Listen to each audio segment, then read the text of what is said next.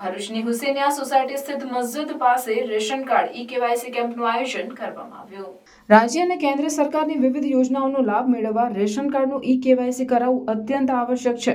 ત્યારે આ પ્રક્રિયા નજીકના સેન્ટરમાં પૂર્ણ થઈ શકે એ હેતુથી ભરૂચ મામલતદાર કચેરી દ્વારા હુસેનિયા સોસાયટીમાં આવેલ મસ્જિદ પાસે રેશન કાર્ડના ઈ-કેવાયસી કેમ્પનું આયોજન કરવામાં આવ્યું હતું।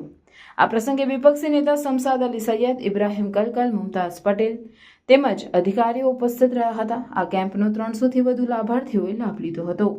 વોર્ડ નંબર 2 ના હુસેનિયા વિસ્તારમાં સસ્તા અનાજની દુકાન ઉપર ઈ-કેવાયસી કરવાનો પ્રોગ્રામ રાખેલો છે અને લોકો અત્યારે જોઈ રહેલા છો તમે કે લોકો આવીને કેવાયસી કરાવી રહેલા છે અને હજુ પણ 4 વાગ્યા સુધી ટાઈમ છે।